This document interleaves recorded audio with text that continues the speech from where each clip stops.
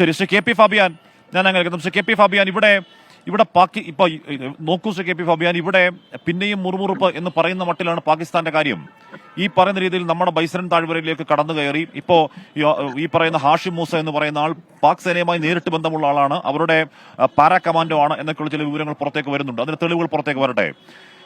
നാട്ടുകാർക്ക് മുഴുവൻ മനസ്സിലായിട്ടുണ്ട് ആരാണതിന് പിന്നിലെന്ന് മനസ്സിലായിട്ടുണ്ട്. അത് അവർക്ക് മാത്രം മനസ്സിലാവുന്നില്ല. അവരെന്തോ നിഷ്പക്ഷ അന്വേഷണം എന്ന് പറയുന്നുണ്ട്. ചെയ്തതവർ, അതിനുശേഷം ഉള്ള പ്രകോപനം മൊത്തം നടത്തുന്നത് അവർ. ഈ രീതിയിൽ ഒരു യഥാർത്ഥത്തിൽ പാകിസ്ഥാൻ ഒരു യുദ്ധം ആഗ്രഹിക്കുന്ന രീതിയിലുള്ള പ്രതികരണങ്ങൾ നടത്തുകയാണോ, അതോ നമ്മൾ നേരത്തെ പറയുന്നതുപോലെ ഇന്ത്യയുടെ ആക്രമണം ഭയന്ന് മുൻകൂട്ടി പറയുന്ന ചില ജൽപ്പനങ്ങൾ മാത്രമായി കാണണോ ഈ പ്രതികരണങ്ങളെ, ശ്രീ കെ പി ഫാബിയാൻ? ആദ്യമായിട്ട് മനസ്സിലാക്കാനുള്ളത്, പാകിസ്ഥാൻ മിലിറ്ററിയാണ് പാകിസ്ഥാൻ സ്റ്റേറ്റിലെ ഏറ്റവും ശക്തിപൂർണമായ ഘടകം. രണ്ടാമത്, പാകിസ്ഥാൻ ഒരു ഓക്യുപ്പൈഡ് കൺട്രിയാണ്. ഇപ്പൊ നമ്മൾ പാലസ്റ്റൈനെ പറ്റി പറയുമല്ലോ, ഓക്യുപ്പൈഡ് ടെറിട്ടറി എന്നൊക്കെ. പാകിസ്ഥാനും ഒരു ഓക്യുപ്പൈഡ് കൺട്രിയാണ്. ഒരു വ്യത്യാസം മാത്രം, പാകിസ്ഥാൻ ആർമിയാണ് പാകിസ്ഥാനെ ഓക്യുപ്പൈ ചെയ്തിരിക്കുന്നത്. മൂന്നാമതായിട്ട്, പാകിസ്ഥാന്റെ ജനറൽ ഉണ്ടല്ലോ, അദ്ദേഹം പലപ്പോഴും ഇന്ത്യയെയും ഹിന്ദുസെയും പുച്ഛിച്ച് സംസാരിക്കുന്ന ഒരു പരിപാടി അദ്ദേഹത്തിനുണ്ട്. അപ്പോൾ അദ്ദേഹമാണ് മിക്കവാറും ഇതിന്റെ പിന്നിൽ. അത് എന്തുകൊണ്ട്? അത് പറഞ്ഞാൽ പാകിസ്ഥാന്റെ ചരിത്രത്തെ കുറിച്ച് നമ്മൾ ആലോചിക്കണം. 1953 പ്രധാനമന്ത്രി നെഹ്റു പാകിസ്ഥാൻ പ്രധാനമന്ത്രിയുമായിട്ട് സംസാരിച്ചു. എന്നിട്ട് ഒരു ജനഹിത പരിശോധന, പ്ലെബിസൈറ്റ് അവിടെ നടക്കാൻ പോകുമായിരുന്നു ജമ്മു ആൻഡ് കാശ്മീരിൽ.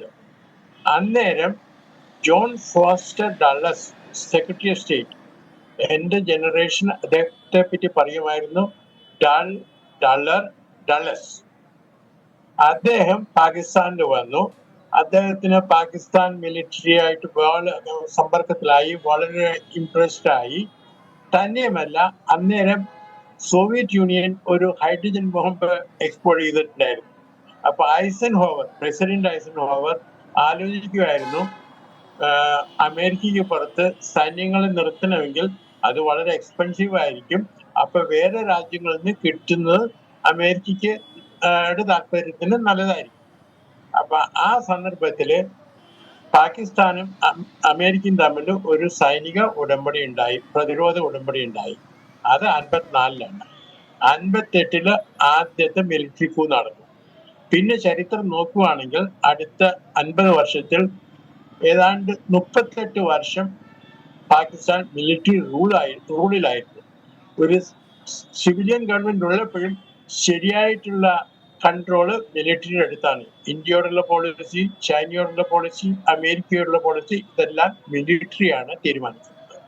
അപ്പോ ഇദ്ദേഹമാണ് ഇതിന്റെ പിന്നിൽ. അതുകൊണ്ട് നമുക്ക് തീർച്ചയായിട്ടും ഒരു തിരിച്ചടി കൊടുക്കണം. പക്ഷെ അതുകൊണ്ട് ഒരു യുദ്ധം ചെയ്യുന്നത് നമ്മൾ തുടങ്ങുന്നത് ശരിയാണെന്ന് എനിക്ക് തോന്നുന്നില്ല.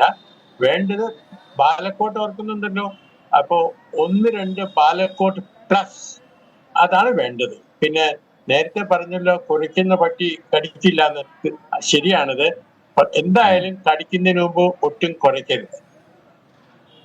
അപ്പൊ നമ്മൾ എന്തെങ്കിലും തീരുമാനിച്ചിട്ടുണ്ടെങ്കിൽ അതിനെപ്പറ്റി അനാവശ്യമായിട്ട് സംസാരിക്കരുത്. അത് ശരിയാണ് എന്ന് പറഞ്ഞാൽ വെറുതെ പറഞ്ഞുകൊണ്ടിരിക്കുക, വായി തോന്നുന്നൊക്കെ വെറുതെ അനാവശ്യം പറഞ്ഞുകൊണ്ടിരിക്കുകയാണ്. അതിൽ തന്നെ അവരുടെ ദൗർബല്യം മനസ്സിലാവുന്നത്, അവരുടെ അങ്ങേയറ്റത്തെ വീക്ക്നെസ് മനസ്സിലാവുന്നു. ഞാൻ അതിലേക്ക് എത്താം, ശ്രീ കെ പി